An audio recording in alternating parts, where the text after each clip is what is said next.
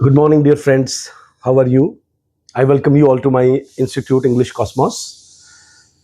I'm Dr. Mukesh Parikh. In today's editorial vocabulary, the Hindu editorial vocabulary session, the first word is eavesdrop. अब सबसे पहले आप इसे like करें video को, हमेशा की तरह लाइक करें, सब्सक्राइब करें अगर आप पहली बार आए हैं तो, और इसको शेयर करें वीडियो को, और एक अच्छा सा कमेंट लिखें. This is your social responsibility and intellectual responsibility also, that if you are getting something from someone which enhances your mental ability, then you should share it. पहला वर्ड है eavesdrop. eavesdrop एक बार बोल के देखो, eavesdrop है ना, जब हम किसी की बात चुपके से सुन लेते हैं तो उसको इंग्लिश में दूसरे की सीक्रेटली कन्वर्सेशन को सुनने को बोलते हैं. तो जैसे ओवरहियर करना, स्पाई जासूसी करना, इसका सिनोनिम हो सकता है. इसका स्नूप एक सिनोनिम है, दैट ही वाज स्नूपिंग, है ना. और प्राई करने का मतलब भी होता है कि बहुत चुपके से किसी की बात को सुन लेना. ठीक है. तो जैसे मैंने कहा कि he was eavesdropping our discussion, या he tried to eavesdrop our discussion. Vocabulary improve करने को लेकर के मेरा बहुत मन करता है कि मैं, एक मन तो करता है कि वीडियो शॉर्ट रखूं और डायरेक्ट वोकैबुलरी दे करके अपना काम खत्म करूं, लेकिन मोटिवेशन भी बहुत जरूरी होता है. मैं देखता हूं कि बहुत से स्टूडेंट्स वोकैबुलरी के पीछे हाथ धो के नहीं पढ़ते हैं. देखिए, अब मैं कई बार पढ़ाता भी हूं, कई लोग डेमो क्लास लेने आते हैं, एक क्लास अटेंड की और उसके बाद में डिस्करेज होकर के चले गए. क्योंकि देखिए, पढ़ाई का मतलब तो इंटेलेक्चुअल डिसिप्लिन होता है. मतलब आपको आधा घंटा एक घंटा बैठ करके और उन शब्दों के साथ में थोड़ी जद्दोजहद, माथाफोड़ी करनी पड़ेगी, उनको लिखना पड़ेगा, उनको समझने की कोशिश करनी पड़ेगी. स्कूलिंग जिनकी अच्छी नहीं रही है, मैं स्कूलिंग को ब्लेम इसलिए कर रहा हूं क्योंकि स्कूलिंग अच्छी नहीं रहने की वजह से ही वोकैबुलरी खराब होती है.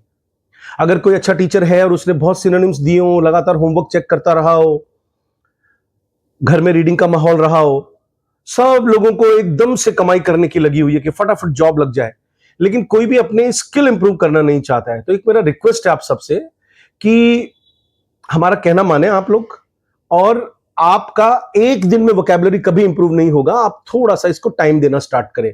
अगर आपको मेरा वीडियो पसंद आता है तो आप इसको 1 से 2 बार, 2 से 3 बार भी सुन सकते हो. सुनने से भी वोकैबुलरी याद हो जाती है. ठीक है. तो आज का हमारा पहला वर्ड था eavesdrop. eavesdrop करने का मतलब किसी की बात को चुपके से कानों से सुन लेना, या जानबूझ करके भी सुन लेना. और इसका ऑपोजिट क्या हो जाएगा? इग्नोर कर देना. भाई, कानों में बात पड़ी, मैंने उसको इग्नोर कर दिया. सेकेंड वर्ड यूज किया है वोग. अब वोग एक मैगजीन का भी नाम है, और ये एक ट्रेंड को बोलते हैं, फैशन को बोलते हैं. बहुत कॉमन सा वर्ड है. मैंने कहा यार, जैसे अभी मैंने फ्लोरल शर्ट पहन रखा है, मैंने कहा इट इज इन वोग, मतलब ये आजकल फैशन में है ना. तो इसका ट्रेंड है, इट इज इन ट्रेंड बोल सकते हैं. इसकी क्रेज है, there is a craze of this, there is. Fashion को फैड भी बोलते हैं. फैड का मतलब होता है, मैंने कहा कि यार लेकिन ये ऐसे यूज नहीं होता है. जैसे मैंने कहा कि this kind of shirt is in fad, ऐसे नहीं बोल सकते. मैंने कहा कि इट्स अ फैड. फैड का मतलब होता है ज्यादातर लोग इसको लाइक करते हैं और कोई बहुत सीरियस चीज नहीं है. ठीक है. पॉपुलैरिटी वर्ड कॉमन है ही. इसका ऑपोजिट हो जाएगा ऑब्सक्योरिटी. ऑब्सक्योरिटी का मतलब है, अब जैसे किसी ने एक अलग तरह की ड्रेस पहनी है और वो कोई पहचान ही नहीं पा रहा, यार ये क्या पहन के आ गया, इसका मतलब है कि वो ऑब्सक्योर है. ऑब्सक्योर का मतलब होता है टफ टू अंडरस्टैंड. ठीक है. और वो क्या होता है, सबको पहचान में आ जाता है. जैसे जिस तरह के कटिंग का स्टाइल चला हुआ है, जिस तरह के पर्स चले हुए हैं, जिस तरह के जूते चले हुए हैं, ओवरसाइज क्लोथ्स चले हुए हैं. लेकिन अगर मान लीजिए जब टाइट कपड़ों का फैशन है और कोई ओवरसाइज पहन ले, तो उसको टोका जाएगा कि यार ये क्या ऑब्सक्योर तरीके के कपड़े पहन के आ गया, है ना. तो मैंने कहा कि minimalist designs are now in vogue. Minimalist design का मतलब होता है, देखो, डिजाइनिंग में और फैशन में, इंटीरियर डेकोरेशन में, पेंटिंग में आजकल 2 वर्ड यूज किए जाते हैं, मैक्सिमलिस्ट और मिनिमलिस्ट. मैक्सिमलिस्ट का क्या मतलब होता है, जैसे मेरा कमरा अभी आपको इस डायरेक्शन में नजर आ रहा है, जिस तरफ मेरी बुक्स की रैक है, लेकिन बाकी आप देखोगे तो दीवारों पे बड़े बड़े थिंकर्स के कुछ फोटोज लगे हुए हैं, उसके अलावा किसी भी दीवार पर कुछ नहीं है. इसका मतलब है ये मिनिमलिस्ट इंटीरियर डेकोरेशन मैंने कर रखी है. तो मैंने कहा कि मिनिमलिस्ट फैशन इज इन वोग, है ना, या मिनिमलिस्ट डिजाइन इज इन वोग. तो इन वोग क्लियर हो गया होगा. वोग के साथ हमेशा इन लगता है. फिर एक वर्ड यूज किया है इन्होंने, आर्म्स अकिम्बो। एक आर्टिकल पढ़ रहा था मैं न्यूज़पेपर में, जिसमें एक औरत के बारे में बता रखा है। तो कमर पे हाथ रख करके जब हम खड़े होते हैं, ठीक है, स्टैंडिंग पोजीशन में, कोहनियों को ऐसे बाहर निकाल के, जैसे आपने विट्ठल भगवान का स्वरूप देखा है क्या? विट्ठल भगवान जो महाराष्ट्र में है, विट्ठल भगवान की मूर्ति में he is standing arms akimbo. ठीक है, चलो बोलो विट्ठल भगवान की जय। तो विट्ठल भगवान आर्म्स अकिम्बो के साथ खड़े हैं। अब सब इसका मतलब एक सबमिसिव पोस्चर होता है। सबमिसिव पोस्चर मतलब इसमें तो इसका ऑपोजिट होता है सबमिसिव पोस्चर। इसका मतलब तो अलर्ट हो गया, और इसका ऑपोजिट हो जाएगा सबमिसिव पोस्चर। और इसके सिनोनिम्स हो जाएंगे जैसे डिफाइंट स्टैंस, है ना। डिफाइंट स्टैंस का मतलब है कि अच्छा, देख लूंगा तुझको। डिफाइंट का मतलब क्या होता है? जो किसी को का कहना मानने को तैयार नहीं हो। हैंड्स ऑन हिप्स पोज हो गया, असर्टिव पोस्चर हो गया, कॉन्फिडेंट पोज हो गया। असर्टिव पोस्चर का मतलब है ठीक है। देखो, विट्ठल भगवान की कहानी है कि वो एक उनका भक्त था जो माता पिता की बहुत सेवा करता था। तो एक बार भगवान ने उसको दर्शन दिए, ये कहानी है। तो जब वो पैर दबा रहा था माता पिता के, तो वो भगवान पीछे आके खड़े हो गए। तो वो बोले कि मैं तुझे दर्शन देना चाहता हूं, इधर मुंह कर। तो उसने कहा कि अभी मैं बिजी हूं, अपने माँ बाप की सेवा कर रहा हूं, आप ऐसा करो, एक उसने ईंट फेंक दी कि इस ईंट पे बैठ जाओ या खड़े हो जाओ। तो भगवान उस ईंट के ऊपर खड़े हो गए और ऐसे असर्टिव पोस्चर में खड़े हो गए कि अच्छा ठीक है, मुझसे वेट करवाएगा, करूंगा। इसका मतलब है कि अच्छा, ईंट को मराठी में बोलते हैं विट्ठल, तो उससे नाम पड़ गया भगवान का विट्ठल। ये कृष्ण के अवतार माने जाते हैं। ठीक है, तो आर्म्स अकिम्बो के साथ आप इस घटना को जोड़ के देखोगे ना, तो आपको ये वर्ड हमेशा याद रहेगा। ठीक है, फिर है परपिट्रेट। परपिट्रेट एक कॉमन वर्ड है, अपराध करने को बोलते हैं। मैंने कहा ही इज अ ग्रेट परपिट्रेटर्स। मैंने कहा कि Yogi ji has zero tolerance for परपिट्रेटर्स। ठीक है, जिन्होंने कोई गलत काम किया हो, ठीक है, कुछ मतलब अपराधी टाइप के, क्रिमिनल टाइप के लोगों को बोलते हैं। ठीक है, इलीगल एक्ट जो करते हैं उनको बोलते हैं परपिट्रेटर, और वर्ब के तौर पे है परपिट्रेट। फिर है डिसएनफ्रेंचाइज्ड। देखिए, एडल्ट फ्रेंचाइजी वर्ड सुना होगा आपने, फ्रेंचाइजी वर्ड सुना होगा, एनफ्रेंचाइज सुना होगा। अब एक वर्ड है डिसएनफ्रेंचाइज। इसका मतलब होता है किसी के अधिकारों से वंचित करना। एडल्ट फ्रेंचाइजी क्या होता है कि साहब 18 साल का लड़का लड़की वोट दे सकता है, यानी उसको हमने अधिकार दिया।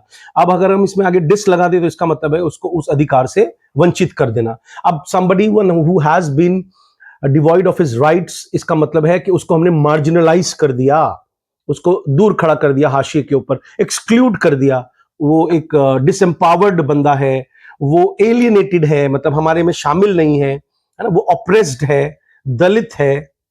इस तरह से हम इन वर्ड्स को यूज कर सकते हैं। तो आपको ये वर्ड क्लियर हो गया होगा। मैंने कहा कि मैनी रूरल सिटीजन्स फेल्ट डिसएनफ्रेंचाइज्ड। मैंने कहा कि without knowing the latest technology, some people feel that they are disenfranchised। मतलब कि वो अपने आप को ऐसा सोचते हैं कि यार हमें तो कुछ आता ही नहीं है, तो लगता है कि हम अपनी कोई बात कह ही नहीं सकते किसी को। फिर एक वर्ड आया सिलोस। ये एग्जाम में भी मैंने बहुत देखा है, कैट में देखा है। Isolated groups that do not share information, उसको सिलोस बोला जाता है। वैसे सिलोस का एक मतलब ये भी होता है जहां पे अपन खलिहान में अपना गेहूं वगैरह रखते हैं फसल काटने के बाद। ठीक है, तो कंपार्टमेंट्स के लिए वर्ड यूज किया जाता है, डिवीजन के लिए यूज किया जाता है। फैक्शन, फैक्शन का मतलब होता है एक कैटेगरी टाइप की, है ना। एनक्लेव्स, एनक्लेव एक आप वर्ड लिखिए और एक गेटो वर्ड लिखिए। आप दो वर्ड मैं आपसे पूछ रहा हूं। जो लोग सीरियसली वीडियो देखते हैं मेरा हमेशा, वो कोशिश करें कि डिक्शनरी में देख करके इस वर्ड का मीनिंग लिखें। आपने कई बार बिल्डिंग्स के ऊपर एनक्लेव लिखा देखा होगा ना, जैसे शर्मा एनक्लेव, है ना। तो एनक्लेव का मतलब क्या होता है? एक खास किस्म के लोग एक खास एरिया में जब रहते हो। तो बिल्डिंग्स तो अब आई हैं, पहले उस एरिया को कहा जाता था। इसी का एक सिनोनिम होता है गेटो, GHETTO, गेटो। तो गेटो वर्ड को आप एक बार प्लीज चेक करें। गेटो से वर्ब भी बनती है गेटोइजेशन। ठीक है, और अलग थलग, मतलब इसका सिलोस का मतलब हो गया भाई आइसोलेटेड ग्रुप, इसका मीनिंग हो गया अलग थलग, है ना। तो company must break down organizational silos, मतलब कि कंपनी को जो ऑर्गेनाइजेशन में अलग अलग ग्रुप बने हुए हैं इनको तोड़ना होगा ताकि ये कंपनी के खिलाफ पॉलिटिक्स ना कर पाए। फिर एक वर्ड यूज किया इन्होंने, गिग वर्कर्स। जैसे गिग इकोनॉमी आपने सुना होगा, नहीं सुना है तो आप सुन लो। जितने भी लोग ये आजकल परमानेंट जॉब नहीं करते हैं, जैसे मान लीजिए जोमेटो का सर्विसमैन बन गया, ब्लिंकिट का बन गया, वहां से छोड़ के वहां लग गया, मतलब रेगुलर जॉब नहीं है उनके पास में, ना ही उनकी कंपनियां उनको कोई अपॉइंटमेंट लेटर देती है, ना उनका कोई प्रोविडेंट फंड बनता है। इस तरह के वर्कर्स को गिग वर्कर्स कहा जाता है ना, टेम्पररी तौर पर फ्रीलांस जो काम करते हैं। तो फ्रीलांस एक कॉमन वर्ड है कि यार, जैसे मान लीजिए मैंने कहा कि यार I am not associated with any company, any college, any school, any university, so I am a freelance. So एक ने कहा कि यार I work on the contract base, है ना, I am a temporary worker. तो इस तरह से मैंने कहा कि अब इसका सेंटेंस मैं बोल रहा हूं, देखो, जैसे मैंने कहा कि many gig workers rely on digital platforms for income. ये समझ में आ गया होगा। तो इसका ऑपोजिट क्या हो जाएगा? Permanent employ. फिर एक वर्ड यूज किया इन्होंने, न्यूसेंस। देखो, एक नॉनसेंस होता है, एक होता है न्यूसेंस। न्यूसेंस का मतलब होता है कोई मतलब अनोइंग सिचुएशन क्रिएट करना, मतलब कोई परेशानी, कोई झंझट क्रिएट करना। मैंने कहा यार ये बहुत इरिटेशन क्रिएट करता है लड़का हमारे इसमें जॉब में, ये हमें बहुत बॉदर करता है, ये बहुत अनोयंस क्रिएट करता है, गुस्सा दिला देता है, इनकन्वीनियंस करता है, ये काफी एक पेस्टरिंग बंदा है। पेस्टरिंग का मतलब होता है मतलब झुंझलाहट देता है, ठीक है। तो मैंने कहा कि यार the constant noise is a sheer nuisance. मान लीजिए मेरे इंस्टीट्यूट के पास से ट्रेन गुजरती हो, तो मैंने कहा कि यार इट्स अ sheer न्यूसेंस, मतलब ये प्रॉब्लम है, झंझट है। एक वर्ड यूज किया, एग्जॉडस।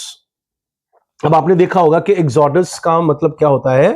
पलायन, बड़े पैमाने पर एक खास किस्म के लोगों का एक जगह छोड़ करके दूसरे जगह जाना, ठीक है। तो मास डिपार्चर होता है, इसको मास डिपार्चर बोलते हैं। माइग्रेशन बोल सकते हो, इवैक्यूएशन बोल सकते हो कि भाई नदी में बाढ़ आने वाली है तो निचले इलाकों को खाली करवाया, तो एग्जॉडस हो गया, है ना। Retreat, departure, flight. तो कश्मीरी पंडितों का कश्मीर छोड़कर जाने के लिए एग्जॉडस वर्ड यूज किया जाता है। तो जो लोग उस चीज के लिए जिम्मेदार हैं, वहां के जो नागरिक हैं मुस्लिम, आजकल पता है वो लोग इस चीज के बारे में नेगेटिव बोलते हैं कि नहीं साहब, don't use the word exodus for that. अरे भाई, एग्जॉडस वर्ड क्यों यूज ना करें? मैं कश्मीर में रहा हूं, मुझे मालूम है कि किस तरह से प्रॉक्सी वॉर के थ्रू कश्मीरी लोगों का जो माइंड है वो चेंज किया गया, और मस्जिदों से कैसे मतलब आदेश आया करते थे कि घर छोड़ के चले जाओ, अपनी बेटियां छोड़ जाओ, अपने घर छोड़ जाओ। इस तरह के स्लोगन, जैसे कश्मीर फाइल्स मैंने बिल्कुल नहीं देखी है, लेकिन मेरे बच्चों ने मुझे खूब कोशिश की कश्मीर फाइल्स दिखाने की, लेकिन मैंने कहा मुझे देखने की जरूरत नहीं है, क्योंकि मैंने वो अपनी आंखों से विटनेस किया है, ठीक है। तो वो एग्जॉडस वर्ड से चिढ़ जाते हैं। एक बार मैं मलेशिया गया था अपना रिसर्च पेपर रीड करने के लिए, तो वहां पे इस मार्जिनलाइजेशन को लेकर के और माइनर कम्युनिटीज को लेकर के एक पेपर पढ़ने के लिए आया था अमेरिका का एक प्रोफेसर। उसके पेपर में दुनिया भर के इस तरह के चीजों का जिक्र था, लेकिन कश्मीर का जिक्र नहीं था। तो मैंने वहां खड़े होकर के कश्मीर के पक्ष में जब आवाज उठाई, तो कोइंसिडेंटली वहां पे 2-4 कश्मीरी भी आए हुए थे अपनी यूनिवर्सिटी से पेपर रीड करने के लिए, वो मेरे पीछे पड़ गए। लेकिन मैंने उनको वहीं से ललकारा कि तुम ये मत सोचना कि मैं वहां रहा नहीं हूं, ये मेरे सामने की घटना है। तो इसका मतलब है, मतलब हम बहुत छोटे थे और हमने इस चीज को देखा है, तो वो एग्जॉडस वर्ड यूज किया जाता है, ठीक है। एक डायस्पोरा वर्ड भी यूज किया जाता है। डायस्पोरा का मतलब क्या होता है? अपनी मर्जी से छोड़ के जाना। और एग्जॉडस का मतलब क्या होता है? कि उनको फोर्सफुली वहां से निकालना, वो अपनी जान बचाकर भागते हैं, तब ये एग्जॉडस वर्ड यूज किया जाता है। फिर इनकार्सरेटेड का मतलब होता है किसी को जेल में डाल देना। मैंने कहा कि the criminal remained incarcerated for years. Incarcerate का मतलब ही होता है जेल में डाल देना, तो इम्प्रिजन कर देना, डिटेन्ड कर देना। जैसे जितने भी ये जो इन्फिल्ट्रेटर्स हैं, बांग्लादेशी जिसको अपन बोल रहे हैं, ये लोगों को अब हम इनकार्सरेट करेंगे अगर ये लोग यहां से छोड़ के नहीं जाएंगे, ठीक है। फिर प्रोमलगेटेड एक वर्ड यूज किया है। प्रोमलगेटेड का मतलब क्या है? घोषित करना किसी चीज को, ऑफिशियली अनाउंस कर दिया। मैंने कहा कि यार ये it has been proclaimed, it has been declared. तो डिक्लेयर्ड क्या होता है? सरकार की तरफ से होता है, ऑफिस की तरफ से इशूड है। मैंने कहा ये पब्लिसाइज्ड हो गया है कि इन इन इन इन इन इमारतों के ऊपर बुलडोजर चलेगा, क्योंकि ये सरकारी जमीन पर बने हुए। It has been promulgated, the government promulgated new regulations, ठीक है। फिर एक वर्ड यूज किया है, ब्रेजन।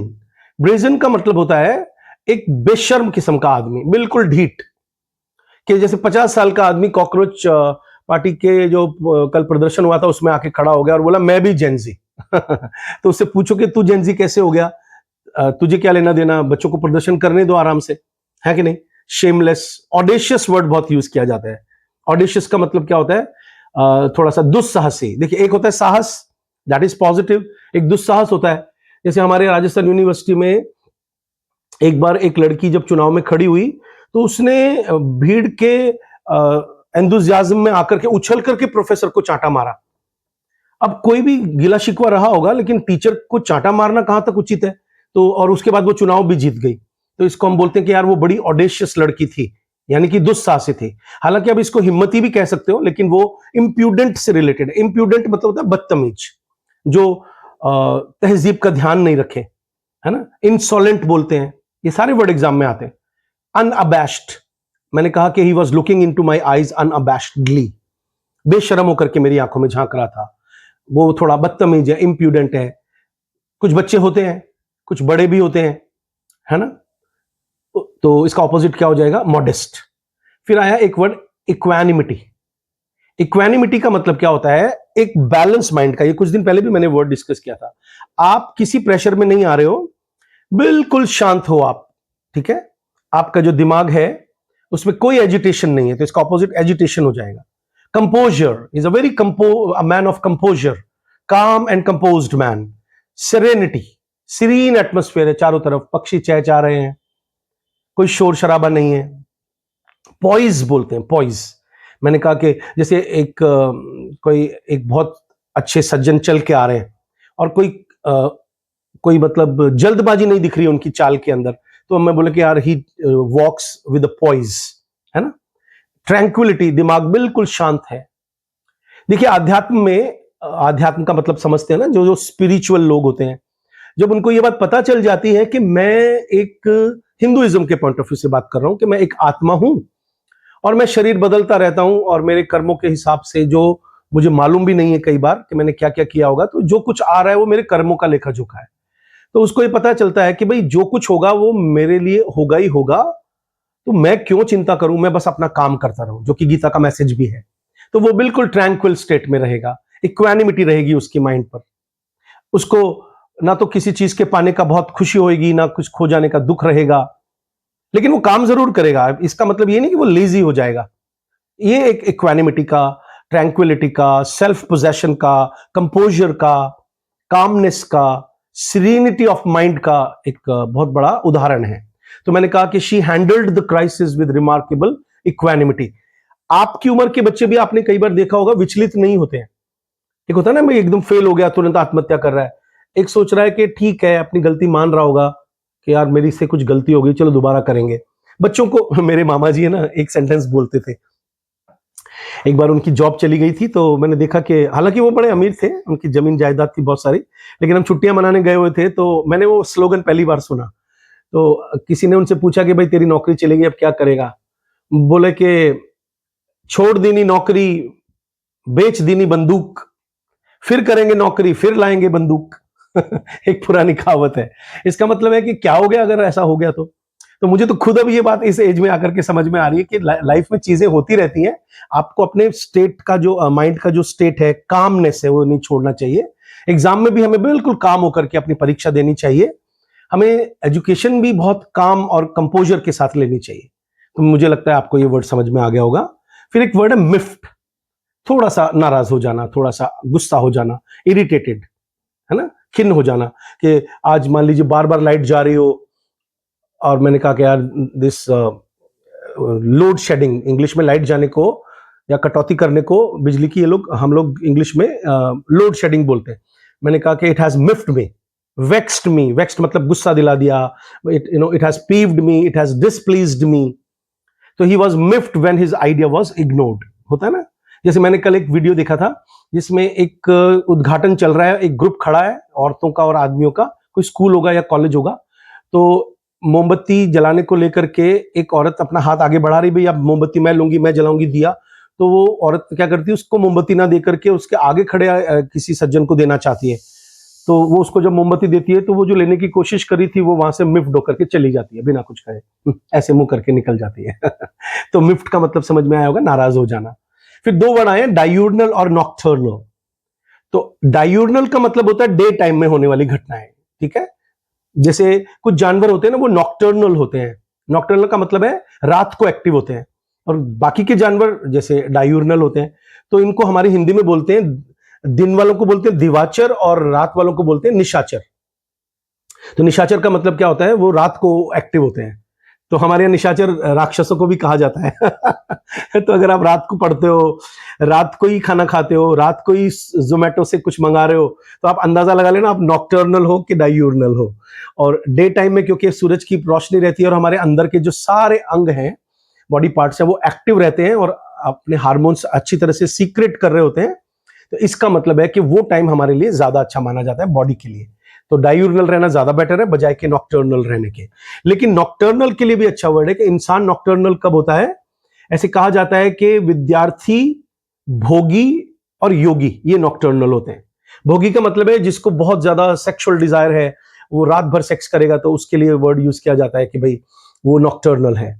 योगी के जो रात को तपस्या करते हैं, मतलब है ना, जैसे एक शब्द कीर्तन है सिखों का, उसमें यह आता है कि पिन्नी रैनड़िए चमकन तारे, गुरु नानक देव जी ने लिखा है, जागे संत जना मेरे प्यारे। तो संत जन रात को जागते हैं, तो वो नॉकटर्नल होते हैं। तो आप देख लीजिए आप किस कैटेगरी में आ रहे हो। और एक विद्यार्थी जिसको बहुत पढ़ना है, उसको शांति की वजह से वो रात को जाग रहा है, तो ठीक है, अगर आप नॉकटर्नल हैं और केवल पढ़ रहे हैं, वीडियोस नहीं देख रहे हैं, तो आप नॉकटर्नल सही हैं। और नहीं है तो फिर आप डायूर्नल हो जाओ, ज्यादा बेटर रहेगा। तो this was all about today's class. ठीक है, thank you very much. Like करें, वीडियो को शेयर करें, कमेंट जरूर करें।